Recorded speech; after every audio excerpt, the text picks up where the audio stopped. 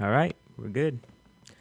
All right, here we are with another Onnit podcast, a special Skype podcast. We've expanded our technical capabilities. Thanks a lot to Orlando Rios, the man behind the curtain who you haven't seen before, who will now be joining us Here on I this am, podcast. and I barely got it done just in time. Just in time. Good job, Orlando. But more importantly, we're here with Brett McKay, the author and founder of the Art of Manliness blog, which has been one of my favorite blogs over the years and certainly been a fun blog to partner with for some of our key products. And so happy to have you on board here for the podcast. Well, thanks for having me. Absolutely. So we got to ask, so what's kind of your background and what gave you the idea and the impetus to start this fine specimen of a blog you created?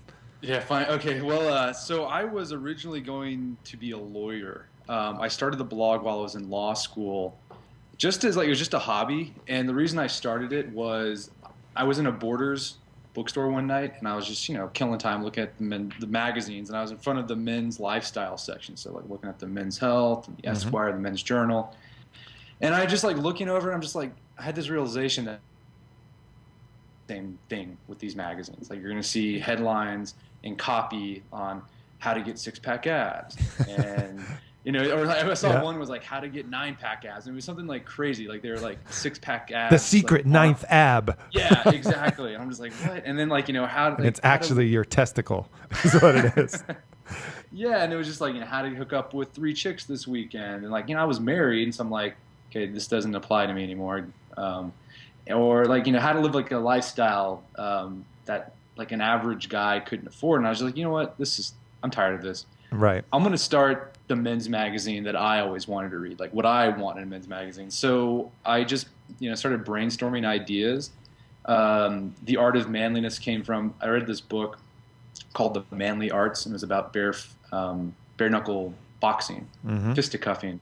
And I was I was brainstorming manly arts. No, Art of Manliness, that sounds better. So bought the domain for $10. Started, got WordPress, which is free. And I started blogging and started writing content that I thought was cool and helpful. And I guess other men felt the same way as I did, because it's just taken off since then.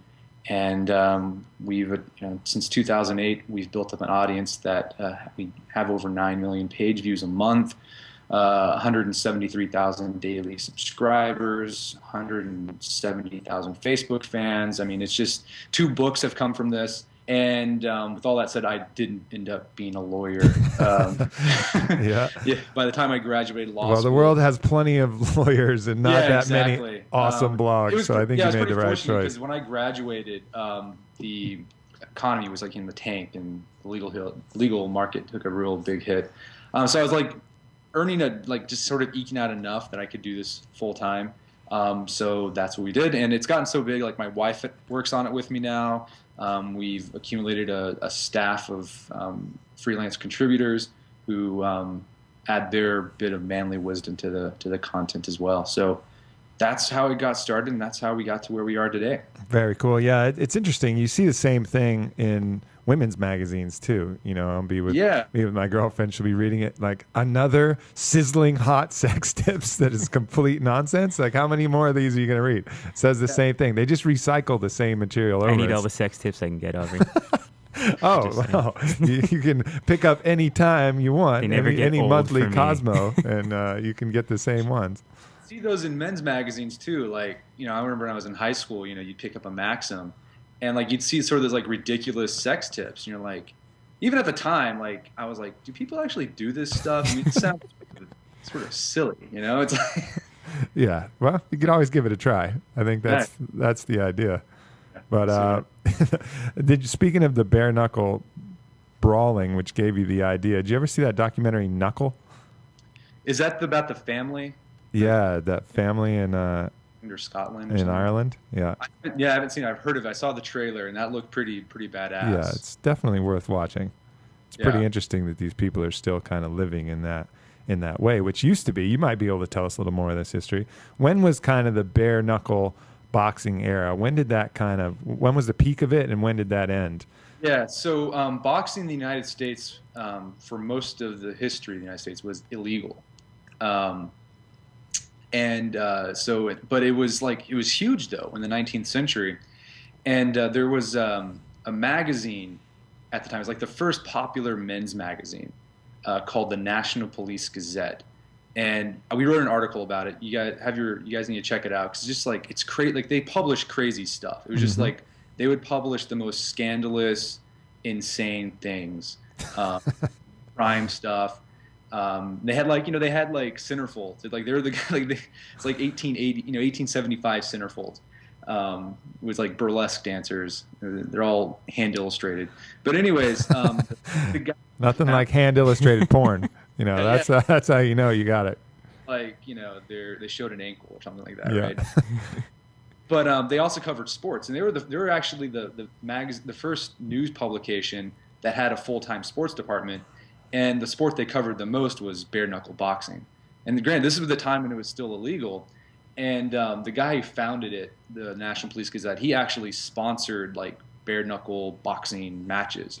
Gave out provided the prize money for the fights. And they really did a lot to legitimize the sport of boxing. And eventually, bare knuckle boxing became illegal. And the governing organization that governed boxing, started. You had to have gloves. Right. And John L. Sullivan, he was the most famous bare knuckle boxer, and he's the little boxer guy that you see at the top of our site. Went undefeated. Well, not technically, he went undefeated most of his career on his last match with this boxer named Gentleman Jim. And it was no longer bare knuckle. He was wearing gloves. He lost. That was the only match he lost, and it was with gloves. And yeah, so it was like about the 1890s. That doesn't even count, though. I mean, if you're a bare knuckle champion and you lose with gloves, Yeah, about the 1890s thereabouts, they switched over to gloves, and they started adding rules. Adding timed rounds. Right. It's like the Marquis de Queensberry rules. Before then, like these matches, like they would last all day. They would go hours, and then they would go on to the next day. Yeah, that's what happens in Knuckle. Some of these are 2-hour, 3-hour matches where they're. From what I understand, it's kind of like what mixed martial arts was like, right? Before, Right. like UFC is like there was like no rules, like no time. It was just like Yep. you win until, and it's sort of interesting to see how MMA followed the same route that boxing has in order to become legitimized, gain popular traction, and they had to add rules similar to what boxing. And had to add. it's funny though. I mean, some of the rules make it even more dangerous and savage. There's a lot of debate and discussion as to whether, obviously, bare knuckles, you're going to have a lot more cuts, but you're also a lot more limited to the kind of blows that you can land to someone's skull. Just because your knuckles will break, and the person will go unconscious or things will happen. But so the gloves designed for people's safety, they protect the skin, that's for sure. But I'm not so sure if they protect the brains any better. It's exactly true. Yeah. And then, so do you know when they, this, I'm just kind of interested in the history. Do you know when they switched from that kind of put up your dukes, palms facing your face style to the traditional style that we see now in boxing? When did that stylistic change? I don't know, but I would love to see someone bring back that style. I think it's once you go with the high jump with the Fosbury flop, once you go flop, you can't go back. You can't go back to just hurling head first over the high jump bar and still doing well. But yeah, it would be interesting to see someone with that. Someone really good with that style fighting someone really amateur with the other style. I think it would be pretty interesting to see for sure. So where do you get a lot of your research for some of these articles and things? Where do you generally look to find information? Yeah, so if you go to our site, we do a lot of content that's sort of inspired by the past. Because it's sort of like that's what appeals to me. I try to write content that reminds me of my grandfather. Just manly stuff. Were people manlier back in the day? It seems like they might have been a little manlier back. The society definitely, and our culture definitely was more welcoming to the more virile attributes of men. Yeah. And not so much today. You can't, if you have a beef with somebody, going out and pummeling them in a bare knuckle match is frowned upon. Frowned upon. Probably get you arrested. Yes. Or sued. But that's how they settled things back then. But we don't do that anymore. So for our research, it just depends on the type of content. If we're writing about like historical masculinity, the history of masculinity, like we'll read tons of books written by professors, just like dry stuff.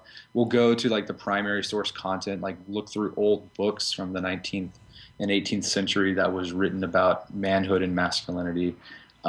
So yeah, we go all over the place. Whenever we write content, we want to be as thorough as possible and hopefully provide insights that people otherwise wouldn't find anywhere else.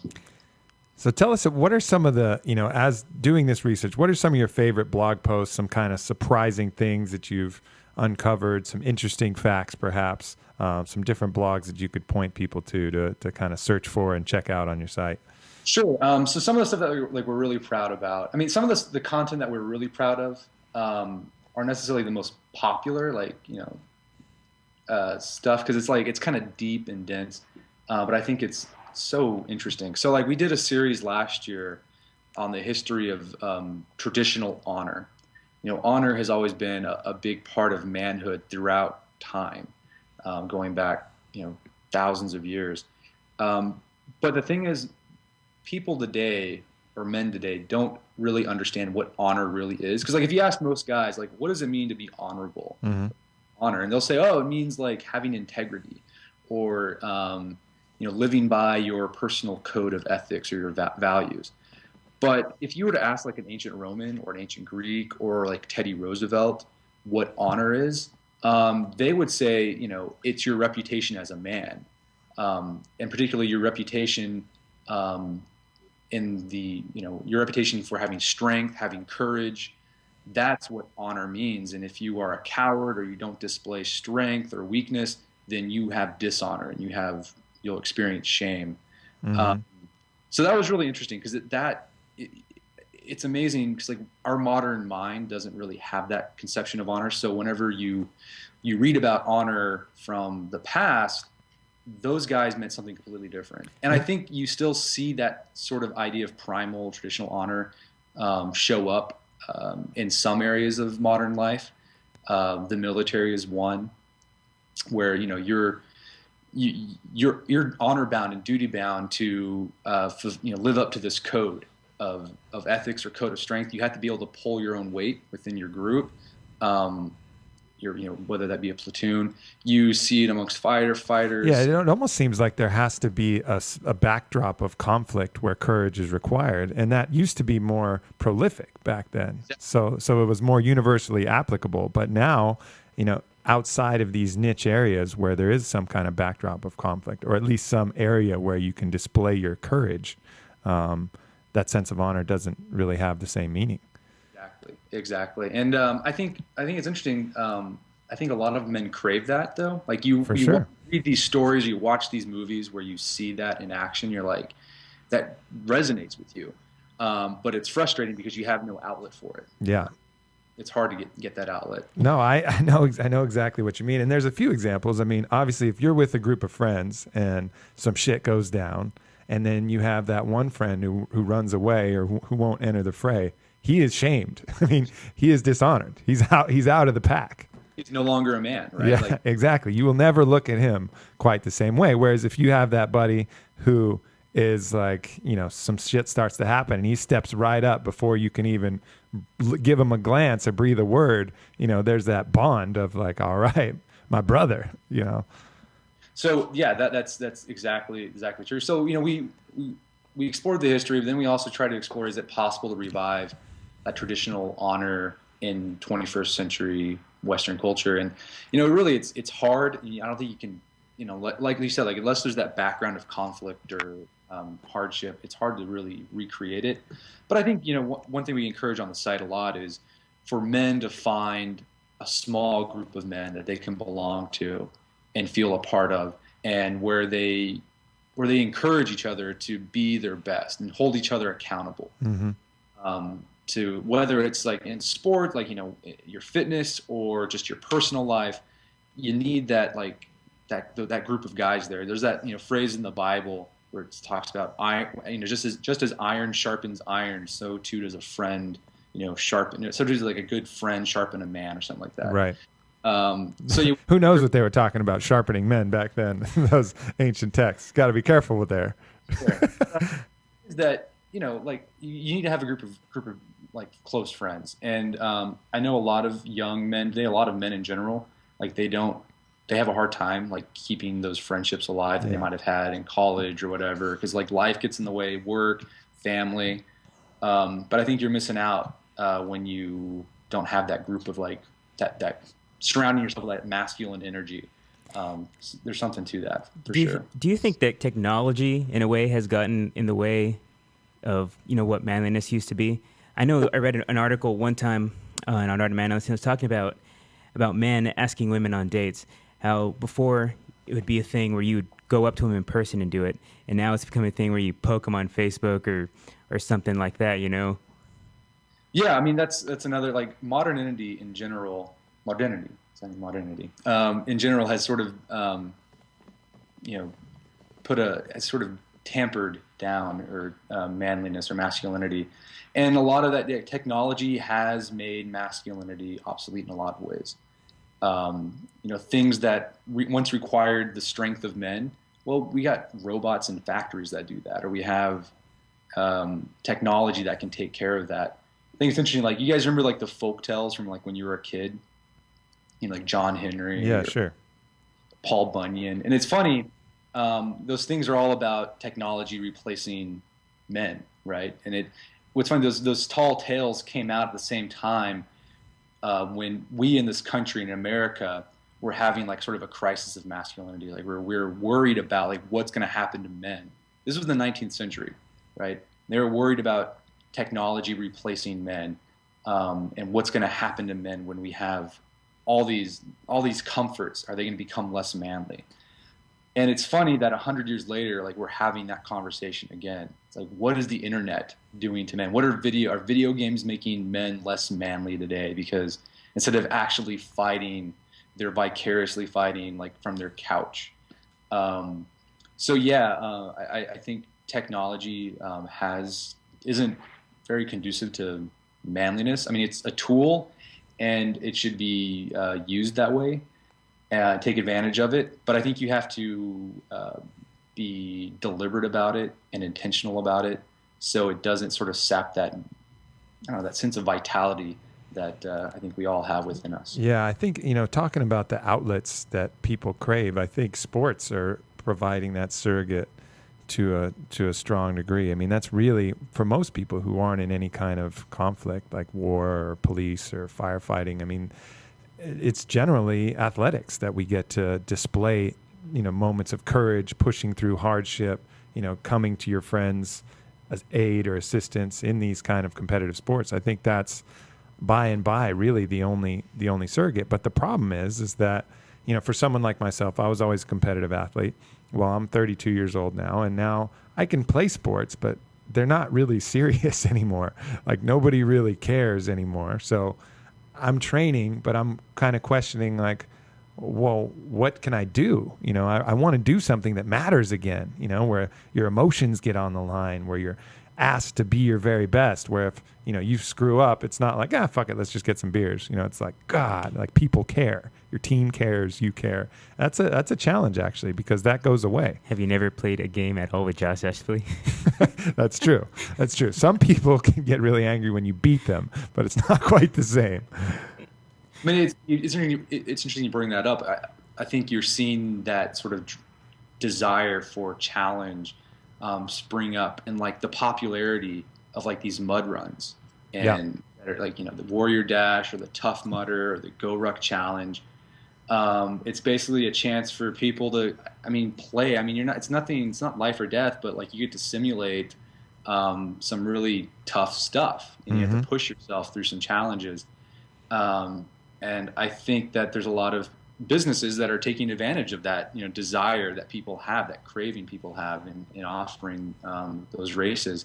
It's interesting. There's actually a company that kind of takes it to another level. It's called Seal Fit, and like people pay like a couple $1,000 and they go on like a 2 week trip to this like facility where they get like Navy SEAL training, like go through like sort of a simulated buds training. You like you have to carry Right. logs around and like get sprayed down with the hose and like roll Tread around. tread water for 2 hours, all that fun stuff. Like you're paying money to do it. And it's kind of funny. I mean, it's sort of at one part I'm like, okay, I understand that because like, yeah, I want a challenge, but at the same time, you look back at it and it's like, it's kind of sad that we have to do this. We Right. have to like, pay money to like roll around. And I think that's part of living in modern life. It's one of the challenges, and you just got to do what you can, I think.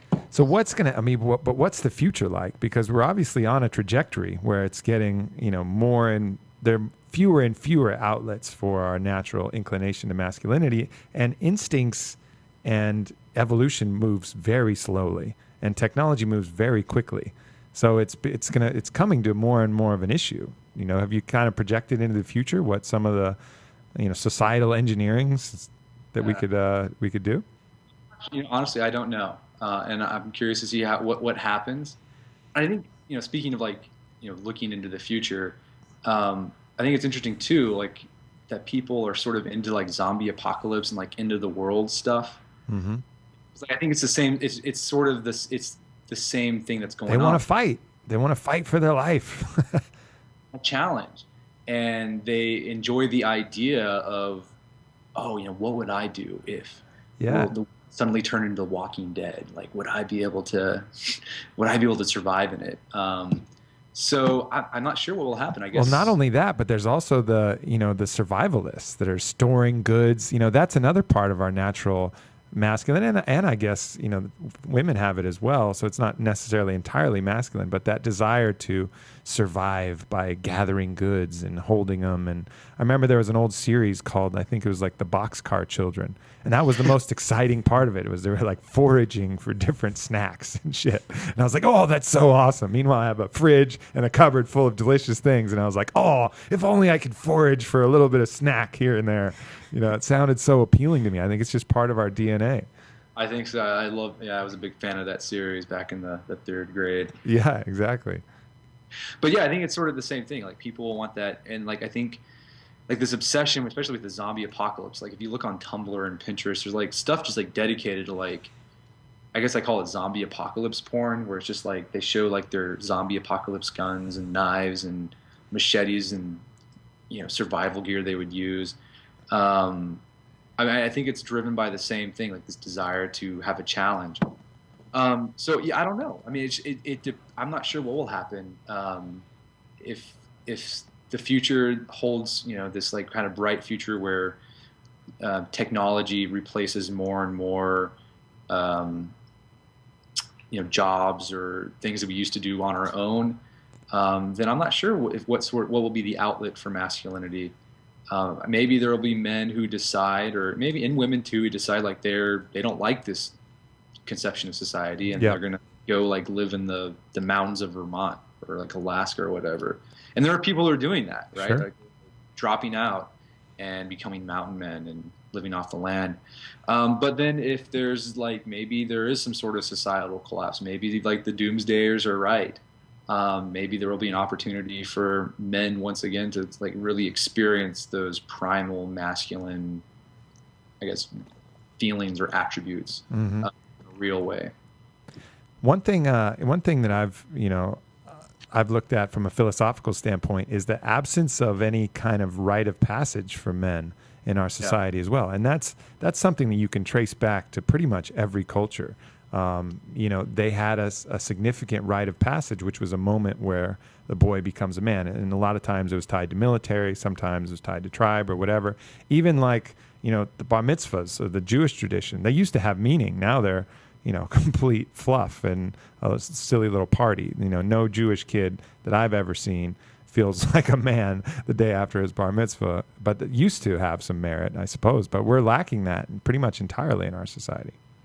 Yeah, for sure. And it's something we've covered on the site too before. And that's just another symptom of modern life. I think one of the reasons why rites of passage no longer have the impact on as they used to have is because we've become such a large multicultural, just anonymous society, right? Like we don't really see ourselves as like part of a small group. Like that's kind of frowned upon. Like, we want to see ourselves as like citizens of the world. And there's something for that, right? There's something to that, that we get out of a benefit. But at the same time, you lose that connection to a small community where rituals and passage mean something. So, for example, like you can go through a rite of passage, right?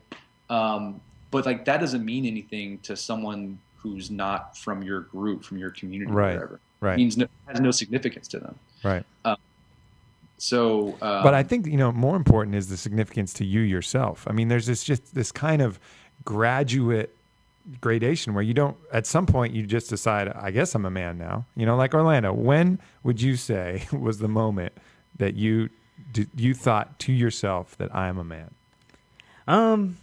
Well, not to be too much of a downer, but probably when my dad died, and I really had to just kind of take the bull by the horns and really figure out my life on my own. I mean, I was only like 19. Right. So it took an external, a big, it took a major big external event change in my life to like and really then, set and it that over. that ended up being the catalyst that was your rite of passage. But a lot of people, obviously that's a very tragic event, and it's unfortunate for anybody to go through. But a lot of people don't ever have one of those events, so it's just this kind of nebulous. All right, I guess I'm kind of a man, but they never really feel it. You know what I mean? Whereas if you go through some intense tribal ritual where you prove your worth to the tribe, I think there's a lot of internal psychological merit where you don't have to prove anything to anybody anymore. Yeah, but I think there's something to that for yourself. But I think an important part of it is that after you go through the rite of passage, people treat you differently. Yeah, that's what happened in small tribes. Like you go through the rite of passage, and like people no longer treated you like a boy; they treated you like a man. Yeah. So like you can go through an experience, and you might get something out of it, but then like the next day, like no one really treats you. they treat you the same way. Yeah. Same way, you sort of, I mean, I'm a big believer that our identity, part of our identity is created socially. Like, what Sure. people think and how they treat us affects how we think and treat ourselves, I think about ourselves. So yeah, I think there's something to like creating a rite of passage where, you have that experience. I definitely think it's important that you surround yourself with a group that recognizes that, and because you went through that, they treat you differently. And I'm sure with you, Orlando, like, when your father died, people in your family probably treated you differently. They might have looked to you as the man, or like the person they go to in the family, and that might have had an effect on you. I mean, I have no idea. I'm like, you're pretty right on. I mean, I was the last kid, so the last kid to leave the nest. So just turned 19, just getting out of high school. It's a lot to handle when you no longer have that figure to guide you the rest of the way. So yeah, I mean, it is sad we don't have rites of passage anymore, and it's funny. I think we don't have like rites of passage is technically like an event, like a ritual you go through. In modern life, there's a anthropologist by the name of Lionel Tiger. He's written a lot about men and That's a masculinity. manly name. You have to write about men if your name's Lionel Tiger. Tiger. He's a really interesting guy. He wrote the book Men in Groups. He's actually the guy that coined the phrase like male bonding. He also wrote a book about declining masculinity and whatnot. But anyways, he talks about we no longer have rites of passage, but rather rites of achievement. And so like a rite of achievement is that you become a man by doing certain things, like getting a job or graduating college or getting married or having a kid. I mean, it's not necessarily like a ritual that surrounds that, but we've set up these markers that if you achieve these, you are an adult. Right. But even then, like I feel like some of those rites of achievement really don't have that much sway anymore. Like there's lots of people who graduate college, but like you can tell they don't really feel like adults or men. Sure. They don't carry themselves or they get married and like they're like, man, I'm married, but like I don't feel like a man. I still feel like I'm a teenager. Yeah. Or even if they have a kid, a lot of times a kid will change people, but sometimes they don't. It doesn't. Yeah. And it's one thing we've talked about on the site, like how do you handle that idea where you like that problem where you don't feel like a man. Because a lot of people have this idea that if I feel like a man, then I'll start like doing man things. Like I'll start like acting like a man. You're like, okay, once I feel like a man, I'll get my act together and I'll start like doing things that my grandpa would have done, like being the kind of guy that my grandpa was. But I'm a big believer that actions shape belief more powerfully than beliefs shape actions. Uh-huh. It's like the idea of like if you want to think of yourself as a power lifter or a runner, like the way you do that is you start powerlifting, you start running on a regular basis, and eventually like you're gonna think of yourself like, man, you're gonna wake up one day and feel, man, I am a runner, I am a power lifter, Sure. right? Sure. So I wrote an article, I guess it's been about a year, called "If You Want to Feel Like a Man, Act Like a Man." And so the whole idea was like, if you want to feel like a man, you want that feeling inside, like, yeah, I am a man, I'm a grown adult man. Then you need to start doing the things that a grown adult man would do. Like swinging a big old steel mace. In your driveway with a hand mustache. Yeah. Well, maybe that could be it. But I mean, it's just like you got to think about what's the kind of man you want to be. Like, what's the kind of man you want to feel like, and then start doing those things. And you're gonna feel like a phony at first, but you got to fake it until you make it. I'm a big believer in that. And it's sort of like it perpetuates itself. Once you start feeling yourself, like feeling like this is who I am, you like in order to maintain that identity, like you will do whatever you have to do to keep that conception of yourself. So yeah, what those things are, I think it's going to vary from man to man. But yeah, if you want to, like, you're feeling like if you're 25 years old but you still feel like you're 16, think about like what's the kind of man you want to be and feel like, right? And then start doing those things that type of man would do. That's my advice. I think that's sound advice. So speaking of mustaches, you got a great one. How long have you been rocking that one for? This one, I think it's been going on 2 or 3 years. So like growing up, my dad had a mustache. Like I've never saw my dad without a mustache until about my senior year in high school, when I don't know why he decided to shave it off. Sounds like a tragic event.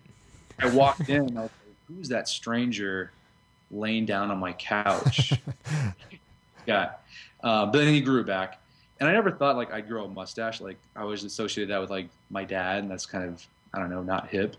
But then when I started the site, we did in the first year we did a Movember campaign, like create a Movember team. Do you guys know what Movember is? Yeah. Yeah. Yeah. So it's like you grow mustaches, raise money for prostate cancer research. So I grew it for that. And I remember after the end of the month, I had this mustache. I'm like, you know what? That doesn't look too bad. Yeah. What does the wifey think about it? She was like, you know what? That's not too bad either.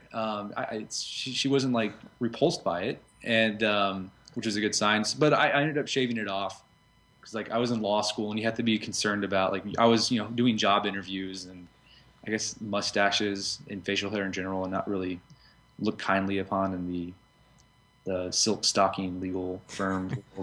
So I shaved it off, but then I grew it back in for Movember. And then I did it, and I just like, you know what? I'm just gonna keep this. Like by then, I was like, I wasn't gonna be an attorney, and I was like, this looks really good. This is gonna be my look.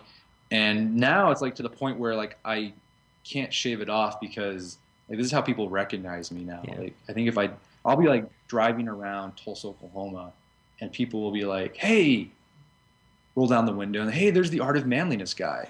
And the only reason they recognize me is because like, yeah, I saw your mustache and I recognized you. So it's like become part of the brand. So it's like I can't shave it off now. So being recognized as the Art of Manliness guy, do you ever have challengers for your manhood who come up and talk shit and challenge you to things like arm wrestling and Indian leg wrestling? Yeah, exactly. Yeah. But like, yeah, I'm always afraid, like, there's sort of this anxiety, like when I meet people in person, they're gonna like look at me like, this guy's not that manly. Because I don't try to put myself out there as like this like expert on manliness or like Don Draper, but like I think people like they read the blog and they assume that like, I'm the manliest man to ever walk the right. I'm in the same boat as all everyone else. I'm trying to become the man I want to be and become manlier. So yeah, I'm always afraid like when I meet people, they're gonna walk away disappointed and be like, man, that guy's just just a guy, you know? It is funny how these contests of manliness go. I remember I was just out at a country bar, which I don't usually go to, but my girlfriend likes to two-step occasionally, so we're out there. And they have a proper like arm wrestling table, you know, where you have the post where you hang on one side and then you lock arms. And then they have the punching bag machine. And it's just Texas country boys all day putting dollars in the machine, hitting the thing, trying their hand at arm wrestling. And it gets your blood up, you know, because if someone beats you in either one of those games, you feel a little bit of shame from the traditional honor sense. Yeah, and it's interesting, like that's still around. Like people always say, like, oh, that's just sort of like a social construct. But I think there's like something inside men where they're like, you know, if you get called a chicken or you get called weak, like it doesn't matter if like you don't think of yourself as like a meathead or like a bro, but like that stings. Like when someone calls, right. Like that's the insult. Like even like you see politicians do that. Like women politicians will tell male politicians to man up, and you know, it's like that. Those are fighting words. Yeah, for sure. After people's strength is a man's strength is for sure. I guess a tender spot for guys. Yeah, and it's something. So you know, arm wrestling it's it's such an interesting measure because it's not very applicable to a lot of other things. You know, there's some people who are really good at it. Some people who are huge and can pummel you, but are really bad at it. But even still, you end up locking arms and arm wrestling somebody. It counts. Some reason, somehow, whether society did it or whether it's internal, it counts. It counts. Yeah. It's funny to go. Well, this has been a real pleasure having you on this podcast here, man. We're going to have to do this again sometime and go a little deeper, talk about some other interesting articles and things that you've done, because it's certainly a wealth of knowledge that you provide on the Art of Manliness and highly entertaining read. Just clicking around, browsing, I've definitely enjoyed it throughout the years. Well, thank you, sir. I really appreciate that. Yeah. Orlando, anything else? That's about it for me. All right. Well, we'll do this again sometime soon. And everybody, please check out artofmanliness.com. Where can they follow you on Twitter too? Yeah, Art of Manliness. At Art of It's Manliness. right there at the bottom of the screen for those watching on Ustream. Excellent. All right, my friend. Good speaking with you, and we'll be in touch. Hopefully we'll get some more tag team articles going on between Onnit and Art of Manliness. That's always a good time. Sounds good. All right. Take care, Brett. All right, later, man.